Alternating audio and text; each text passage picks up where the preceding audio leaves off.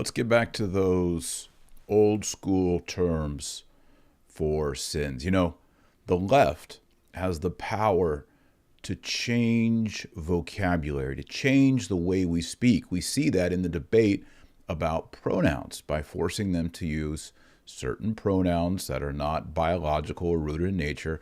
They're forcing you to accept a worldview that you don't agree with. Now, this has happened with, I want to say almost all, but I'll say a great majority of the words that we use for sin. So let me give you some examples. Nowadays, someone will say, Johnny and Susie live together. Well, previously you would have said they're in concubinage, or Susie is Johnny's concubine. That's the way you talk about it. That's the old school language, but that was taken all away, so now it's live together. What else? Sodomy. Now it's gay. Gay used to mean happy, delightful. We'll have a gay old time. Put on your gay apparel. We're just going to be happy and joyful. Christmas time. Fred Flintstones. Is that it? We'll have a gay old time. Is that the Flintstones? Gay used to mean happy, but no. They took it away. What was the word? Sodomy. Sodomite. John is a sodomite. Now John is gay. He's happy. So today we're going to go through the top 9 old school names for sin. I'm going to throw in some bonuses towards the end. I'm just going to give you the definitions.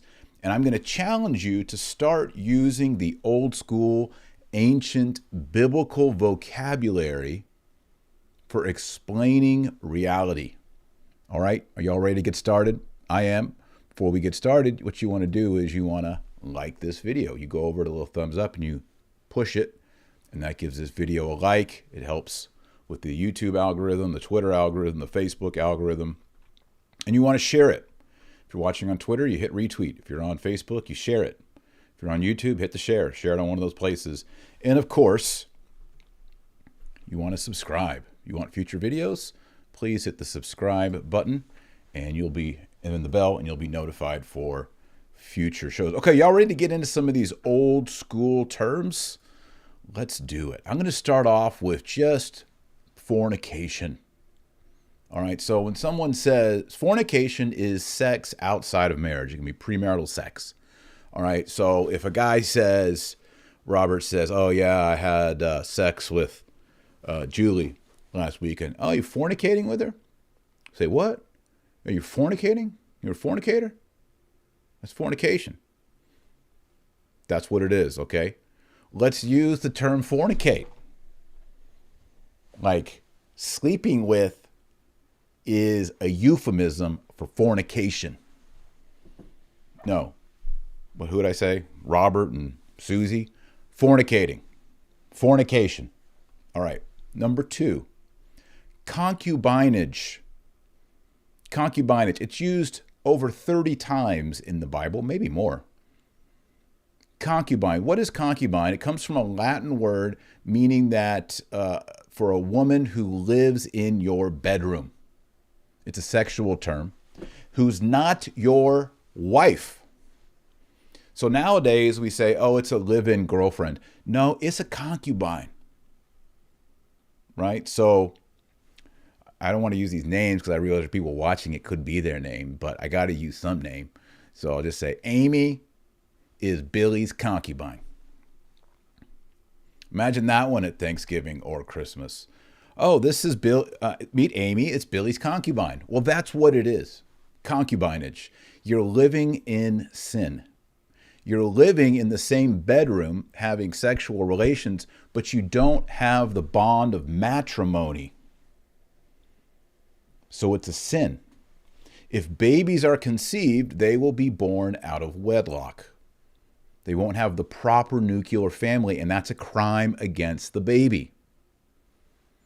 Also, the woman is being used. She doesn't have the protection and the sanctions of holy matrimony. Same with the guy, too. For The man, the woman, and any potential baby or actual baby that comes from this union, you need the proper sanction and protection of Almighty God. That's called holy matrimony. And can we please say matrimony and use holy matrimony? That's what we need, holy matrimony.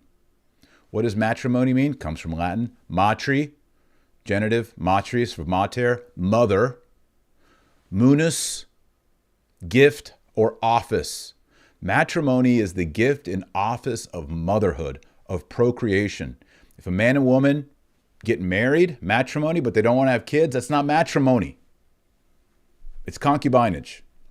Okay, next word, third word. You know this one.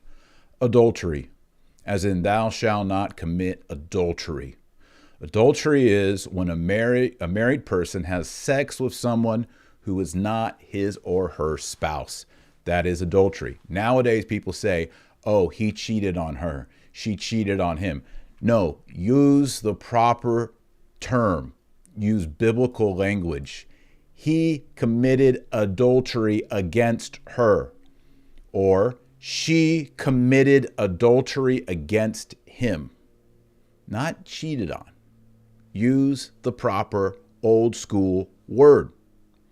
Number 4, debauchery.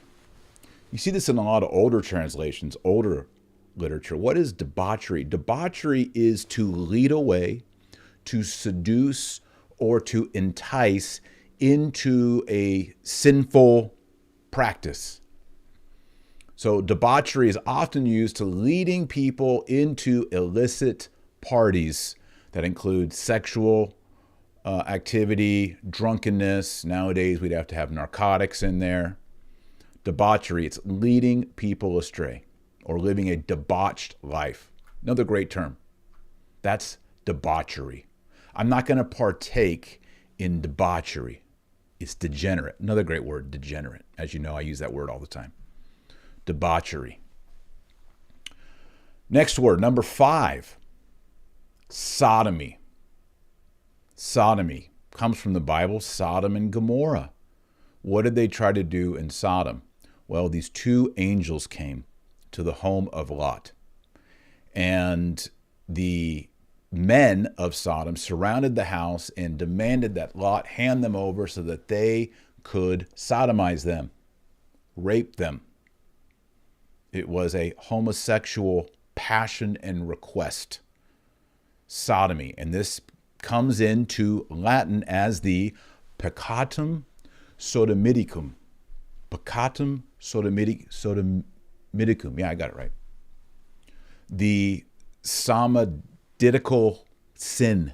The sin of simony. Sin of sodomy. Simony is another word. We'll maybe get to that one a little bit.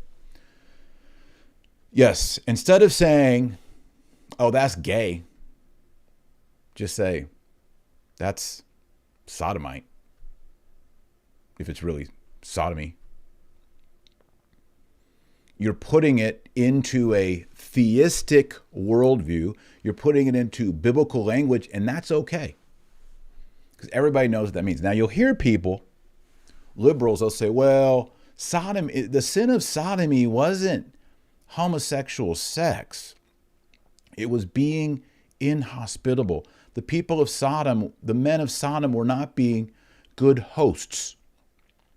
They weren't being hospitable. So really the sin of Sodom has nothing to do with homosexuality, with sex. It has to do with not being hospitable. No. It definitely has to do with they wanted to rape some dudes who they thought were dudes, beautiful dudes. Right? That's what sodomy is. And by the way, I'm not going to, if I went to someone's house and they didn't offer me any refreshments and they rebuffed me or they, maltreated me, I wouldn't say, oh, I went to their house and they tried to sodomize me. No, that sodomy doesn't mean not hospitable. It means, you know what it means. All right, number 6, lechery, or for a man, a lecher. Lechery is indulgent sexual appetite. So a man who is a lecher is a guy who's given to sexual deviancy. And lechery is obviously sexual deviancy. So you can say, yeah, Hollywood is given over to lechery. It's an educated way to speak if you say it like that. Or if you say, so-and-so, he is a lecher. Use it. It's good. All right. Whoremonger. Number 7. Whoremonger. A man who hires whores, prostitutes, harlots. This word appears in the Bible. I'll give you an example of it from the New Testament, because I know there's going to be people who are sensitive and they're going to say, Taylor, you don't say whore. You say sex worker. People's feelings get hurt when you say whore. It's sex worker. No, the Bible uses the word whore. A whore is, we'll get to that in a little bit. Right now we're talking about whoremonger. Here it is. This is from the book of the Apocalypse, or some people call it the book of Revelation. You know that I try not to call it that. I think it's more Catholic to call it the, what's going on here? I can't grab my thing. There we go. The book of the Apocalypse. I'm trying to make this bigger for y'all. There we go. Boy, it's too big now. Okay. Apocalypse 21:8. But the fearful and unbelieving and the abominable and murderers and whoremongers and sorcerers and idolaters and all liars, they shall have their portion in the pool burning with fire and brimstone, which is the second death. Apocalypse 21:8. So you see some pretty serious sins listed here. And if you're a person listed here, you need to repent, turn to Jesus Christ. God loves you. You need to be baptized. And you need to join the one holy Catholic and Apostolic Church. If you're already baptized, you need to go to the sacrament of penance. You need to go to confession to a priest and confess your mortal sins, however many times you've committed them, and you will receive absolution and your soul will be clean. And then you live a life of faith, hope, and charity.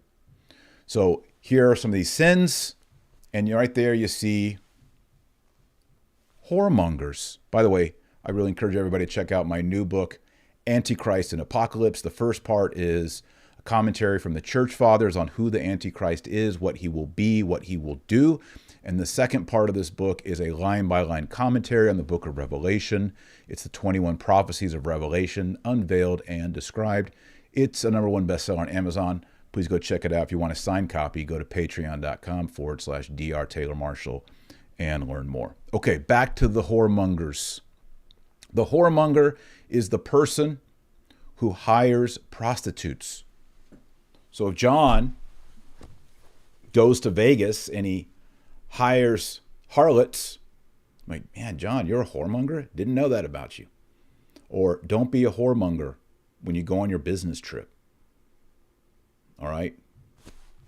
Thanks to everybody in the live chat who says they're enjoying reading the new book, Antichrist and Apocalypse. I appreciate all of you. And by the way, as I'm going through some of these terms, if there's something that I'm missing in the list, go ahead and let me know. And maybe I'll add you into the show and add you onto the list of sins. I like this comment real quick from Annie Gallagher. She's watching over at Facebook. She says, I'm just trying to visualize my friends' faces by using these words in a conversation with them. I think they would have me say sectioned. I say go for it. We're closing up on Thanksgiving, and they're trying to get you to use all of their words, all of their LMNOP alphabet soup nonsense. They're pushing it in your face, pushing it in your face. You use your biblical worldview, your biblical words. They expect you to just take it all day long. Well, you know what? It's time for us to retake our language, and we're going to do that by using this language. So I say use it and find out what happens. I want to hear from you. Leave a comment below. Okay? Somebody says whoremongers, not fishmongers. Yes, it's different. It's different. And people are asking, does the new book have an audio yet? Yes, it does. Antichrist and Apocalypse has an excellent audio read by my friend Kennedy Hall, who's also a great podcaster. Check it out. Okay, let's get back to the list. We just did whoremonger from the book of the Apocalypse. Number 8. You hear me use this one. Effeminate. Effeminate. Now, I've noticed when I read the comments, and please do leave a comment, people, especially women, will say, well, what's wrong with being feminine? Are you denigrating, being feminine? I thought I'm a feminine woman. No. Let's explain the difference here. Being feminine is godly, true, beautiful, the right vocation for a woman, which in Latin is femina. The Latin word for woman is femina. Okay, that's where we get the word feminine. It's good. We want all of our ladies out there watching the Dr. Taylor Marshall podcast to be feminine. What's bad is effeminate. EFF is the beginning. Effeminate. Effeminate, according to St. Thomas Aquinas, who's a doctor of the church, is choosing pleasure or that which is easy in contrast to that which is difficult. That's what effeminate is. So let me give you some examples. If you have a bishop or a priest who will not speak out and call a sin because he's afraid of the government, or he's afraid of the parish council, or he's afraid of Karen, or he's afraid of his higher up, be it a monsignor or a bishop or an archbishop, a cardinal or a pope, and so he does nothing out of fear, he is effeminate. Or if you see a father or a husband or a boss or anyone who is constantly choosing the easy way out instead of doing the strenuous thing which is good, always tilting towards the pleasure, never towards the sacrifice, that's effeminate. And it is wrong. It's sinful. Being effeminate is sinful. Now you may say, what about if you just do, okay, well, yeah, we also, there's effeminate behavior, but at root, to be effeminate is this fundamental flaw in the core of a man where he leans towards easiness, pleasure, luxury, and never does anything difficult. He never overcomes. He's not a victor. He doesn't make sacrifice. He's not in the image and likeness of Jesus Christ. That's effeminate. It's bad. Okay. Next one, also for men, a cad. C-A-D. A cad. A cad is a man who is not honorable towards women. He's not a gentleman towards women. It's a sin. Oh, he's a cad. Now, it's unfortunate that in our society, especially in meme culture, you'll see these memes about Chad, Giga Chad, all that, right? Unfortunately, the origin of that, sort of in the red pill manosphere, is Chad the Cad. And so it's glorifying this idea of a cad by using a name that rhymes with cad, Chad the Cad. That's not good. Okay, I get the whole thing, like Chad's a cool guy, he's, the Giga Chad and all that. But Chad the Cad, that's bad. Being a cad that is being dishonorable to women, a cad is often seen as a seducer of women, right? He's not honorable. He's a user of women, and that's sinful. So use that as well. Oh, so-and-so, yeah, he's a cad. People say, what are you talking about? He's a cad. You know what the word cad is? Cad is a man who's dishonorable towards women. So-and-so is a cad. All right, here's another one. We're in the bonus round. I already went through 9. Now we're going into the bonus round. Overtime. We're in overtime. Are you enjoying this right now? If so, help. Click the like. Right now there's 591 of you. There should be 591 likes. Get on it, everybody. Hit that like button. And again, if you think of a term that I haven't covered yet, let me know in the live chat or in the comments below. All right, the next one's transvestite. Okay, so we live in a culture, everything's trans this, trans that. Olympics, beauty pageants, swim meets. Okay, do not say transgender, say transvestite. The old school term is transvestite. What does vestite mean? It has to do with vesture, what you're wearing on your body, your clothes. What you put on yourself is your vesture. So you have men who put on dresses, high heels, big old eyelashes, caked on makeup. They put on wigs. They're vesting themselves as a female, even though they're a man. So they're not a transgender. They're a transvestite. Okay, so the old school word is transvestite, and we got to bring that back. So if you're talking about, someone who's married into the Kardashian family, you could say he's a transvestite, not that he's a transgender. All right, y'all like that one? If you like that one, do the thumbs up. All right. This next one is not necessarily a sin, but I wanted to bring it into the transgender discussion, and that is eunuch. E-U-N-U-C-H.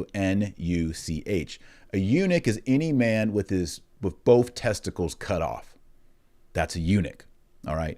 Now, as Jesus said, some men make themselves eunuchs and others make them eunuchs. So just so you know, in the old days, especially in the Middle East, even in the Old Testament times, you read about in the Old Testament, all the men in court who were assigned to care for the king's wife, the queen, so her hairdressers, her educators, her advisors, everyone who was a male around her, they were snip, snip eunuchs. The king did not want his wife being impregnated by any other man because that child could go on to be his heir, the next king, and it wouldn't genetically be his. He also didn't just want guys with his wife. So those in the court of the female consort, the queen, had both testicles snipped off. You see this, for example, in Acts, where there's a eunuch from Ethiopia who's visiting Jerusalem. He's the eunuch in the court of Candace, I believe it is, if I remember correctly from the book of Acts. And he's baptized. He's one of the first Gentiles, non-Jews, who's baptized, and it mentions that he's a eunuch. So there's nothing, if you make yourself a eunuch, that's a mortal sin. That's mutilation, it's bad. But if someone made you a eunuch, or you got into a car wreck or something like that happened and you lost them, you lost both, you're technically a eunuch. So anyone who goes through a sex change surgery and gets the snips, that dude is a eunuch. That's the right word. I see some good words. Y'all are bringing up some good words in the live chat here. I see, for example, soothsayer. Maybe we can get to soothsayer. That's good. All right, moving along. We already did concubine. Like, Janet is John's concubine. Like, oh, is John bringing his concubine for Thanksgiving? That's the proper use of concubine. Concubine is a live-in girlfriend who's not married to the man. That's a concubine. It's all over the Bible. Men have concubines. That's what a concubine is a live-in girlfriend. Live-in girlfriend, euphemism. Straight up, she's a concubine. All right, now we get into some words that people find offensive. Whore and harlot. Whore and harlot. Now, a lot of women don't like these words. They find them very offensive, and they should. They're very offensive words. A whore and a harlot, it's the same meaning, and it means a woman who sells her body for sex. That is a whore, and that is a harlot. Now, you might say, Taylor, we should be kind. Let's tone down our language. Let's use sex worker. And I'm going to say no. I'm going to push back on that because God himself uses the term whore and harlot. In fact, you see it in the prophet Jeremiah, the prophet Ezekiel. You see it in the book of Revelation, the Apocalypse. Even in the New Testament, you see whore and harlot used. It's super offensive, and it should be.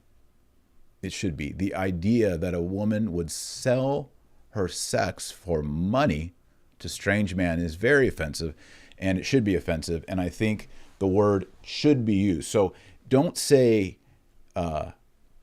sex worker. That's what the modern liberal world wants you to say. Oh, we need to have rights for sex workers, all this stuff. No, it's prostitute, but for real, it's whore and harlot. She is a whore. If a woman sells her sex to the public, to strange men, in exchange for money, she is a whore. Now, I understand there are many women who are trapped into this lifestyle by sex trafficking, human trafficking. It's evil. It's wicked. The origin of it, I understand, is horrendous. It's sad. It makes you cry. It's evil. But that's what it is. Like, we have to call the evil for what it is. All right. Moving on. Now I'm going to get into some spiritual terms. Okay. So these are words that, like, the Novus Ordo, post-Vatican II world, ecumenical world, don't want you to use because they're not, the words I just went through are not politically correct. Now we're moving into words that are not ecumenically correct. Okay. You're not supposed to use these words, but we're going to talk about them. Actually I'm on word 15 here, but our first spiritual word is apostate. What is an apostate? You know what an apostle is? An apostle is someone sent out by Jesus. That's an apostle. An apostate is a totally different word. Okay. Apostate means someone who has fallen away from Jesus Christ. Someone who, I love Jesus, I follow his will, to I hate Jesus, I renounce Jesus. So you saw that I ran that video last week, was it last week? Yeah. About the Satanists in Tyler, Texas. They were doing the quote unquote unbaptism ceremony where they have a cross placed on their head upside down. And then they say the blasphemous words, "Hail Satan." And they renounce Jesus Christ. Those people are apostates. That's the proper term. Just remember, apostates are those who fall away and reject God and Jesus Christ. Next term is schismatic. Now, there's a lot of people who don't understand this word schismatic. They think schismatic, like if you say, I don't think John Paul II should have kissed the Quran. All right. You're a schismatic. You don't agree with everything on the Pope. No, that's not what schismatic means. Schismatic means you've broken communion with the one holy Catholic and Apostolic Church. You're not in union. You're not in communion with the Apostolic See of Rome. You are in schism. There's one church. Here's the one church. And you go pop and you get out of that church and you're over here. Here's the church. You're over here. You're in schism and you're a schismatic. And that's a mortal sin. Heretic. Why don't we ever use the term heretic? When was the last time you heard a pope, bishop, or priest say the word heretic? And yet the word heretic is in the Bible, and you read any church father, any saint, St. Augustine, St. John Chrysostom, St. Athanasius, they are constantly talking about heresy and those heretics over there that are evil and are bad. I mean, it would be almost impossible to find a bishop today who talks about those heretics over there because it's not ecumenically correct. It's offensive. Gee, Taylor, we shouldn't call people heretics. It's just not ecumenical. Vatican II, la, la, la. No. If you reject the one true faith of Jesus Christ, if you reject the Christian faith, if you reject the Catholic faith, you are a heretic. If you say, well, I don't think we should baptize babies, that's a heresy. You're a heretic. You might be a material heretic. It's not really your fault. You weren't taught properly. Or you could be a formal heretic where you're like, yes, I know what the Catholic Church teaches and they're wrong. I'm right. That's formal heresy. We need to start using the H word. We need to start using the H word. Do you agree? Like it. Stormy says, let's go. All right, next word, idolater. Now we say people of other faiths.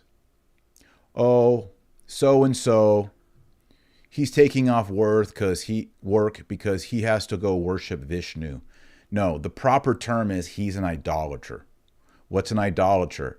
Anyone who holds to a religion where they worship false gods in the form of idols depicting the false gods, that is idolatry.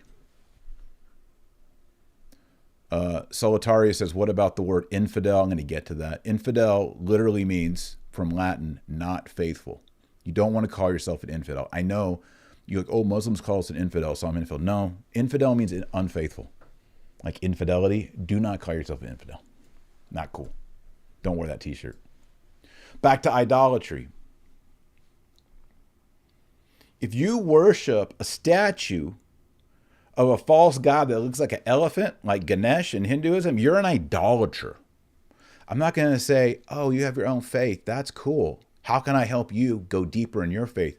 I'm going to say you're an idolater. That's against the first commandment. God hates the idols of the nations. It's a false god.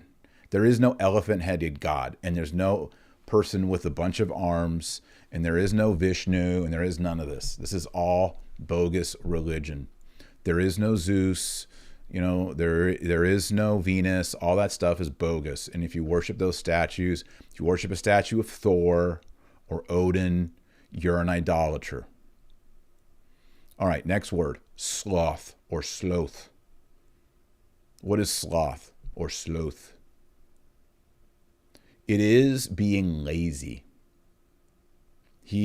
That guy is slothful. He's lazy.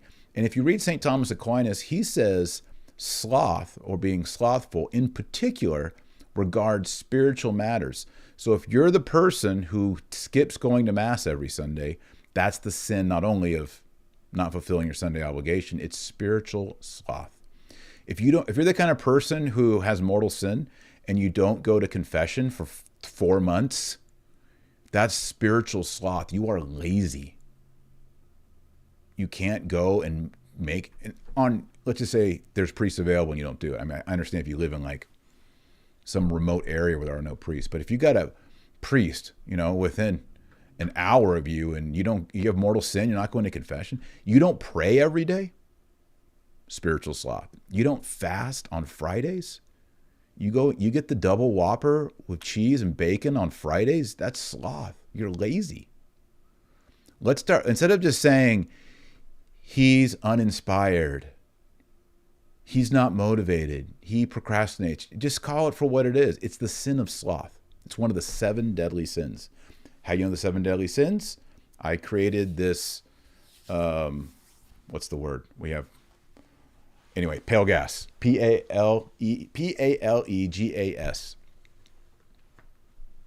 Acronym? Yeah. P, pale gas, like, pale gas, smells bad in here, pale gas. P, pride. A, anger. L, lust. E, envy. G, gluttony. A, avarice. S, sloth. Pale gas. Those are 7 deadly sins. It's really good to run through the 7 deadly sins before your confession. Gluttony, that's one of the 7 deadly sins. We need to start using the word gluttony. You eat too much, you're obese, you're fat, you can't move around, you're addicted to sugar. And also, guess what falls under gluttony? Being drunk, getting high. You drinking 4, 5, 6 alcoholic drinks every day. That's gluttony. It's also could be drunkenness. You smoke weed. You're addicted to narcotics. This is all under gluttony. Gluttony is I want to put things in me to make myself feel really good. That could be cheeseburgers, hamburgers, pizzas, beers. It could be fancy bourbons. It could be cocaine. That's gluttony.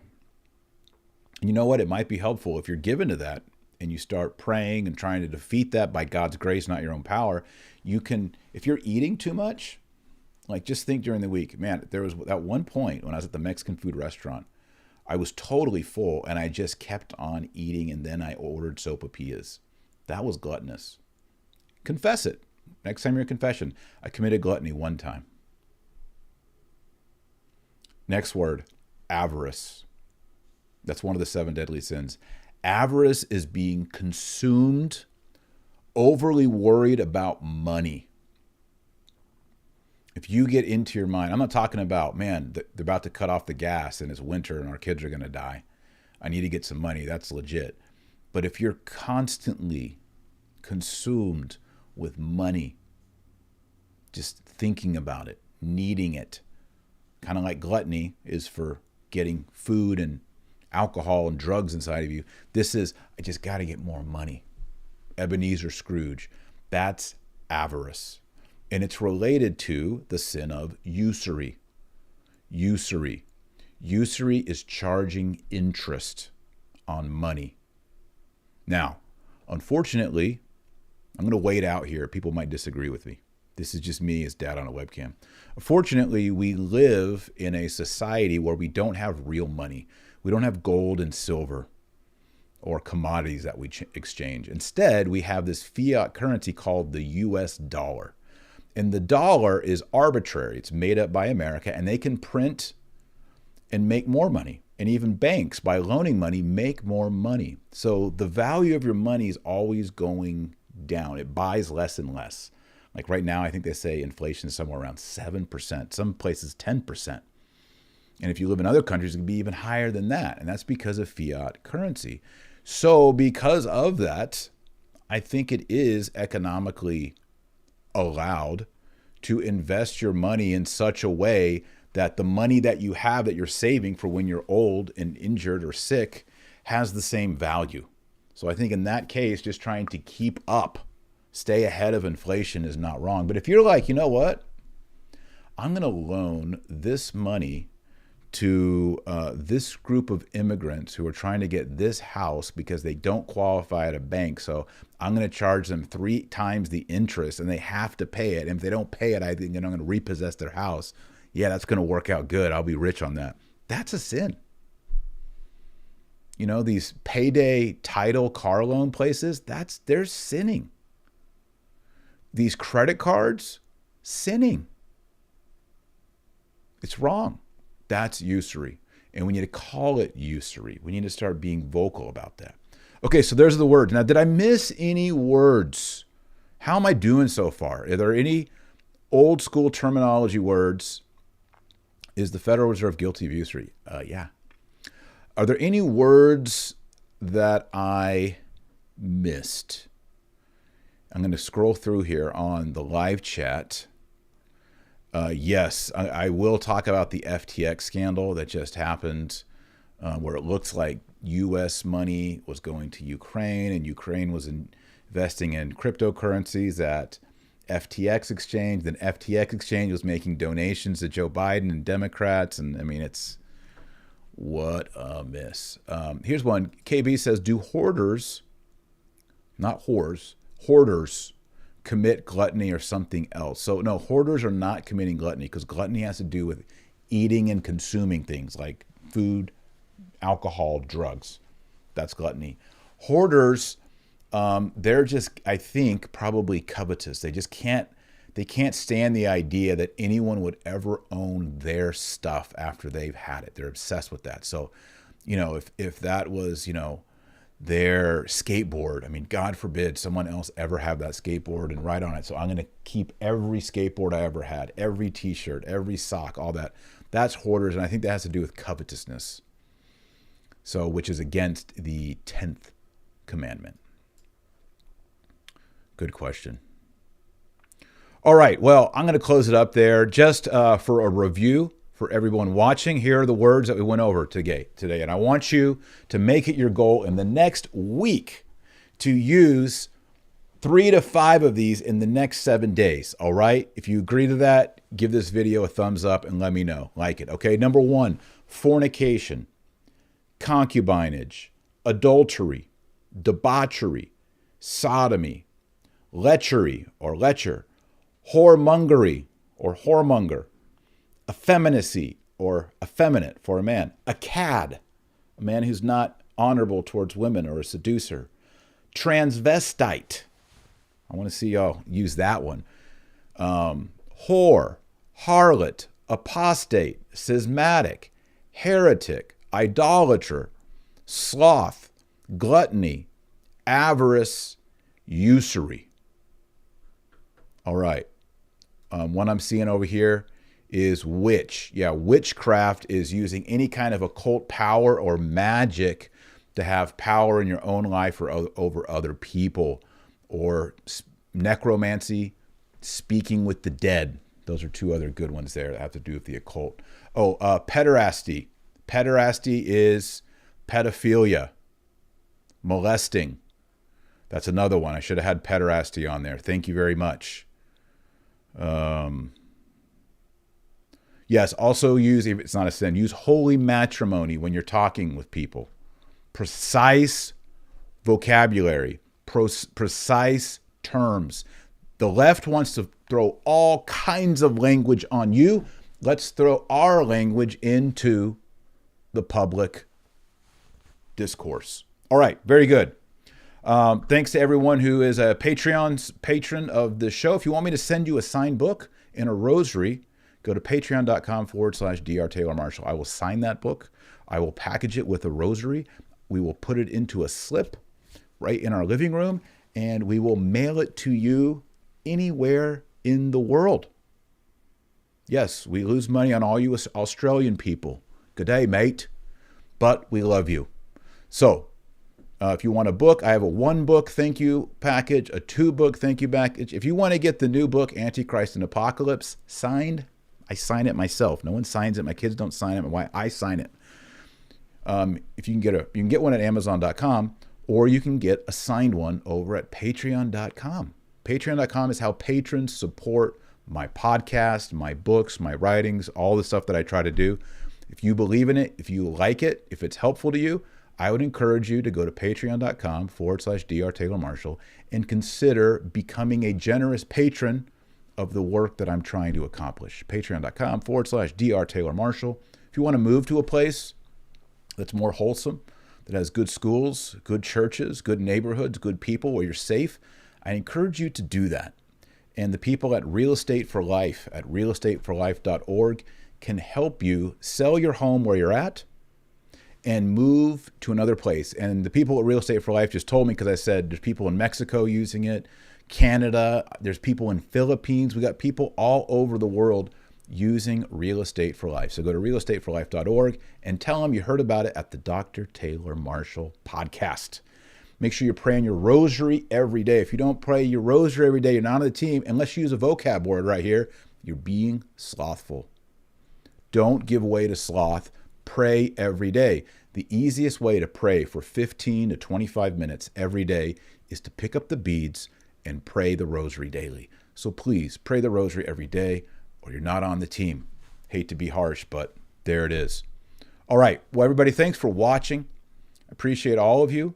May you have a great week. I hope you had a holy Sunday. I hope you got to a beautiful, glorious Mass where the Holy Trinity was venerated, worshiped, loved, and adored. And until next time, remember, our Lord Jesus Christ is you're the light of the world and the salt of the earth.